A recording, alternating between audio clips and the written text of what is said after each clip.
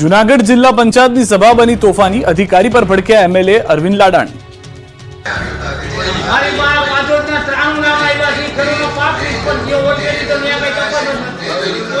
એટલે સાહેબ તમને ખાસ જિલ્લા ખેતીવાડી અધિકારી તમને ખાસ સૂચના આપું, ક્યાંય પણ તમારી ફરિયાદ સૌથી વધારે આવી, તમારી કામગીરી 100% નિષ્ફળ છે, 1% ધ્યાન નથી દીધું તમે। ખેડૂતોના મુદ્દે કઈક આ રીતે અધિકારીને ઉધડો લઈ લીધો ધારાસભ્ય અરવિંદ લાડાણી। સ્થાનિકોના પ્રશ્ને લડતા અને લોકોમાં કોમન મેનની ઇમેજ ધરાવતા માણાવદરના ધારાસભ્ય ખેડૂતના પાક નુકસાન મુદ્દે લાલઘુમ થઈ ગયા। જૂનાગઢ જિલ્લા પંચાયતની સભા મળી, જેમાં પાક નુકસાન સર્વેની કામગીરીને લઈને ચર્ચા ચાલી રહી હતી, ત્યારે કેટલાક ગામમાં સર્વે જ ન થયા હોવાના મુદ્દે અરવિંદ લાડાણીએ નારાજગી વ્યક્ત કરી। અરવિંદ લાડાણી ગુસ્સે ભરાતા સભાનું વાતાવરણ ગરમાઈ ગયું હતું। ધારાસભ્ય અરવિંદ લાડાણીએ બધાની વચ્ચે જ અધિકારીઓની પોલ ખોલી અને મોઢા પર જ ચોપડાવી દીધું કે અધિકારીઓના કામકાજથી જનતા ખુશ નથી। પાક સર્વેની કામગીરી ન થઈ હોવાનું પણ કહી દીધું। પાક નુકસાન સર્વે મુદ્દે અધિકારીની કામગીરી 100% નિષ્ફળ હોવાનું ચોપડાવી દેતા અધિકારીનું મોઢું ઉતરી ગયું હતું।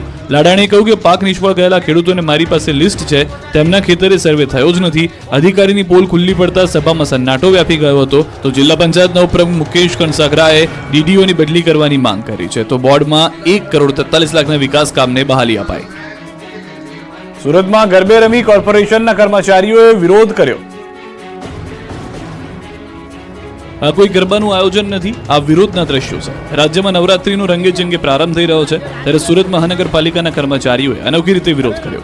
સુરત મહાનગરપાલિકાની કચેરીમાં ક્લાર્ક કર્મચારીઓ દ્વારા ગરબે રમી વિરોધ કરાયો। છેલ્લા 5 વર્ષથી પ્રમોશન નહીં અપાતા કર્મચારીઓએ ગરબા રમી વિરોધ દર્શાવ્યો। કર્મચારીઓ પગાર વધારાની માંગ કરી। વહીવટી વિભાગમાં સેક્શન ઓફિસરની વર્ગ 1, 2, 3ની 900થી વધુ જગ્યા ખાલી હોવાનું કર્મચારીઓએ જણાવ્યું। આ તમામ મુદ્દે કર્મચારીઓએ ગરબા રમી વિરોધ નોંધાવ્યો। જાણે સુરત મહાનગરપાલિકામાં ગરબાનું આયોજન કરાયું હોય તે રીતે ગરબાની રમઝટ ચાલતી હોય તેવા દ્રશ્યો જોવા મળ્યા। કર્મચારીઓનો આક્ષેપ છે કે 10, 20 અને 30 વર્ષીય ઉચ્ચતમ પગાર ધોરણ પણ નથી અપાયું। વર્ગ 4ના જે કર્મચારીઓ ગ્રેજ્યુએટ છે તેને વર્ગ 3 ક્લાર્ક તરીકે ભરતી છેલ્લા 9 માસથી કરવામાં આવ્યા નથી। આ તમામ મુદ્દે કર્મચારીઓએ ગરબા રમી વિરોધ નોંધાવ્યો। રાજકોટમાં ડાયક્લોરિન ઇન્જેક્શનની અછત, સિવિલના દર્દીઓ પરેશાન થઈ ગયા। રાજકોટની સિવિલ હોસ્પિટલમાં ડાયક્લોરિન ઇન્જેક્શનની અછત સર્જાતા દર્દીઓ પરેશાન થઈ ગયા છે। પથરી અને મહિલા પ્રસૂતિના અસહ્ય દુખાવામાં ઉપયોગમાં લેવાતા ડાયક્લોરિન ઇન્જેક્શન નહીં મળતા મુશ્કેલી સર્જાઈ છે। રાજકોટ સિવિલ હોસ્પિટલમાં ડાયક્લોરિન ઇન્જેક્શન છેલ્લા 15 દિવસથી નથી, જેથી પથરી અને મહિલાઓએ ખાનગીમાં સારવાર લેવાની ફરજ પડી રહી છે।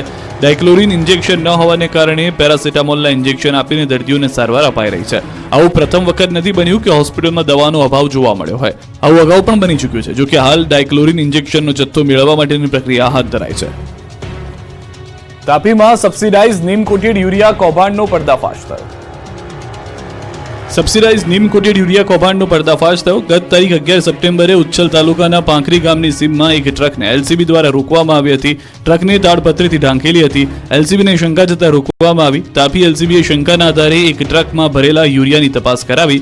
તપાસમાં ખેડૂતોને અપાતા સબસિડાઇઝ નીમ કોટેડ યુરિયા હોવાનું બહાર આવ્યું। મહારાષ્ટ્રમાં ખેડૂતોને અપાતા સબસિડીવાળા નીમ કોટેડ યુરિયાને ઔદ્યોગિક ઉપયોગ માટે વપરાતી બેગોમાં ભરી ગુજરાતના નવસારી જિલ્લાની એક કેમિકલ ફેક્ટરીમાં મોકલાતું હતું। આ કૌભાંડમાં વિડસન કેમિકલ પ્રાઇવેટ લિમિટેડ કંપનીનું નામ બહાર આવ્યું છે। એલસીબીએ 400 બેગ યુરિયા ખાતરનો જથ્થો જપ્ત કર્યો હતો। આ સમગ્ર કૌભાંડનો પર્દાફાશ તાપી એલસીબીએ કર્યો। પાવાગઢમાં પ્રથમ નોરતે છવાયું અંધારું, ભક્તો થયા પરેશાન।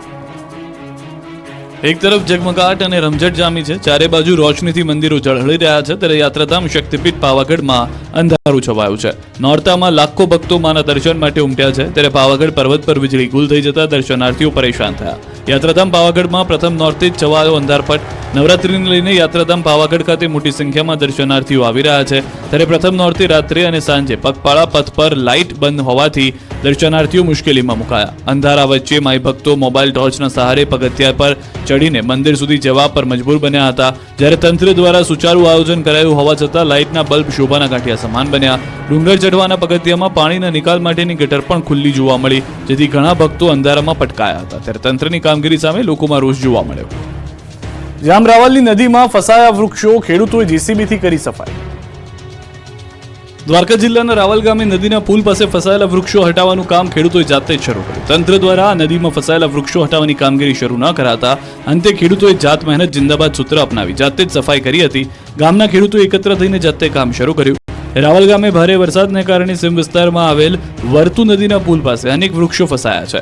વૃક્ષો ફસાતા નદીના પાણી ખેડૂતોના ખેતરોમાં ફરી વળ્યા છે અને ખેતરોમાં મોટા પ્રમાણમાં ધોવાણ થયું હતું. ત્યારે ખેડૂતોએ સ્વખર્ચે જેસીબી મંગાવી નદીમાં ફસાયેલા વૃક્ષો કાઢવાનું કામ શરૂ કર્યું. ખેડા આણંદ જિલ્લામાં રોગચાળો વકર્યો, હોસ્પિટલો દર્દીઓથી હાઉસફુલ. રાજ્યમાં રોગચાળા માથું ઉચક્યું છે. આણંદ અને ખેડામાં તો ઘરે ઘરે માંદગીના ખાટલા છે. આણંદ જિલ્લામાં રોગચાળો ફાટી નીકળ્યો છે. ચોમાસામાં સમગ્ર જિલ્લાના આણંદ, તારાપુર, ઉમરેઠ, હાંકલવ, બોરસદ, ખંભાત, પેટલાદ તાલુકા મથક અને ગ્રામીણ વિસ્તારમાં ભારે વરસાદ થયો છે, જેના કારણે સમગ્ર જિલ્લામાં પાણીજન્ય રોગ વધ્યા છે. સમગ્ર જિલ્લામાં ડેન્ગ્યુના 50થી વધુ કેસ આણંદ જિલ્લામાં નોંધાયા છે. હાલ મેલેરિયાના પણ 11 કેસ નોંધાયા છે, તેમજ શરદી, ઉધરસ, તાવના દૈનિક તમામ તાલુકામાં 70 જેટલા કેસો નોંધાયા છે. હાલ દર્દીઓ ધસારો આણંદ જનરલ હોસ્પિટલમાં છે.